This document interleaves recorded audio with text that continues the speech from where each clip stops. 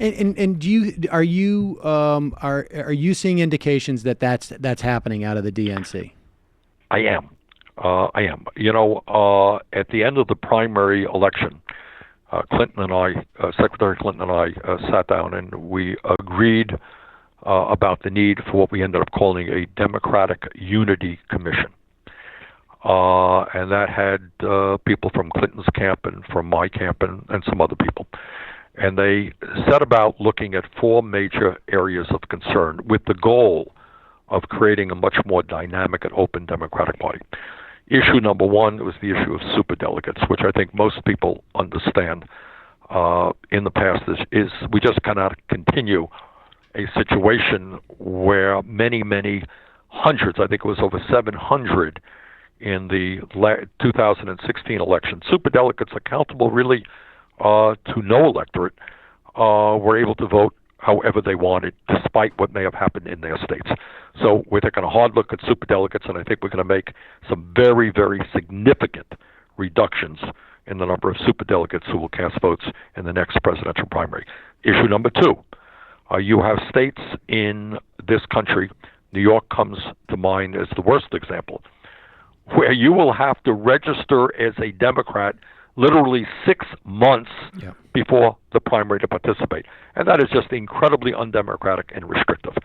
And that has got to change. And I think there's agreement about that. There's agreement about changes in caucuses so people can vote by absentee ballot. There's also agreement that the DNC itself has got to be a much more open and democratic structure. People do not know, I think, where the money goes, how people are hired, what the strategy is. It has got to be much more from the bottom on up than from the top on down. And we're making progress in those areas. And lastly, about getting back to 2018, do you think there needs to be a nationalized Democratic message beyond, put a check on Trump, or and if so, what should that message be? The answer is yes, I do. I think it will be a losing strategy to simply point out that we have a pathological liar who is president, somebody who changes his mind every day, somebody who is a racist, and all the other things we know about Trump. I'm sure that will appeal to all of the anti-Trump people, but if we're going to win elections, we have to do more than that. And that means we have to develop an agenda that makes sense to ordinary people. We have to analyze the problems that working families are facing and then come up with solutions to them. I think that the idea of a Medicare for all single-payer program is an idea which is gaining support every single day all over this country. So it's not simply a question of preventing Republicans from throwing 30 million people off of health insurance. It's moving to guarantee health care to all people in a cost-effective way. That's issue number one. I think creating millions of decent-paying jobs by rebuilding our crumbling infrastructure, very, very important. I think pay equity for women. This is the year 2018. Women should not be making 80 cents on the dollar compared to men.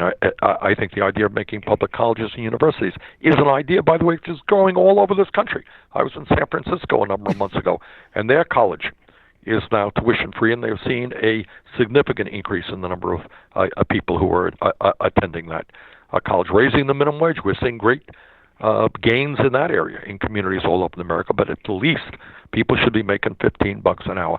Dealing with, despite Trump's insanity regarding climate change, the overwhelming majority of the American people know that we're looking at disasters all over this planet because of climate change, and that we have to transform our energy system. So those are just, dealing with net neutrality. Net neutrality is a big issue.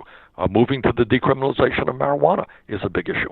So there are a lot of issues out there that I think will bring people into the political process rather than just talking about Trump all day long. All right, one last question, and because I know you got to go on the the government shutdown. In the event that there is, how much staying power do you think the Democrats will have in terms of holding together? Because if we start getting out, I'm not convinced that Donald Trump doesn't perceive a shutdown in his best interest. He may be right, he may be wrong. I would imagine he's wrong.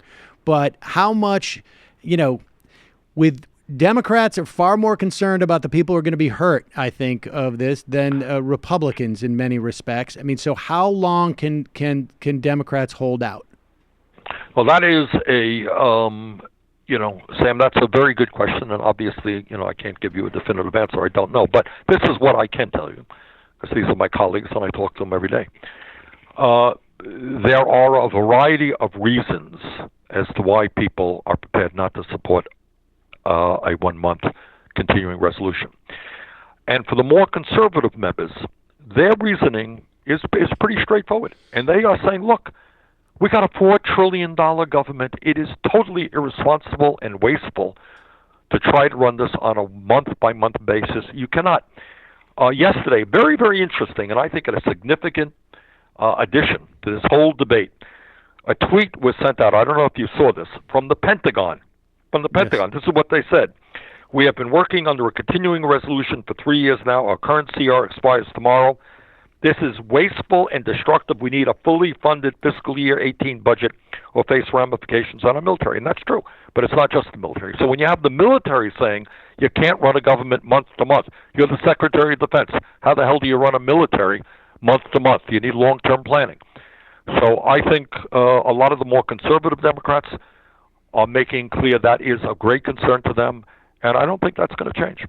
And I mean, is there a document out there? I mean, these are numbers that theoretically, right? This is not a surprise that there's going to be a need for a budget that theoretically should go longer than a month. And my understanding is a month makes it easy so that people don't have to make real hard decisions, right. And vote for something that may contain things that they have an issue with. But is there a document? I mean, like, how long is it going to take to actually get one that would be a genuine fiscal 2018 budget? Sam, I think it could be done a lot faster than you think. Okay. All right, because, I think there is absolutely majority support. Yeah, there'll be disagreements, but they can be worked out. How much money should we spend to rebuild Puerto Rico? Well, I have a number, somebody else has a number, but I think we can work it out. How much money should we spend for the Defense Department? There'll be disagreements on that. But ultimately, I think a compromise will be reached. Should we fund non-defense needs at the same level as defense? Well, we've done that for previous budgets. Yeah, I think we could do it on a fifth. So I think we're not that far apart. But the key point is that Mitch McConnell has got to understand he has to negotiate. Once he does that, I think we can make some progress. Senator Bernie Sanders, thank you so much for coming on. Really appreciate you joining us. And, of course, I appreciate your work. Well, you too. Keep up the good work, Sam. Take care. Bye-bye.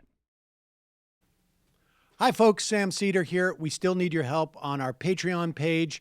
YouTube ads have come back, but not nearly as much as we had before. So if you can help us out, any little bit helps. Head over to our Patreon page right at this URL, and you'll help us keep helping you by making videos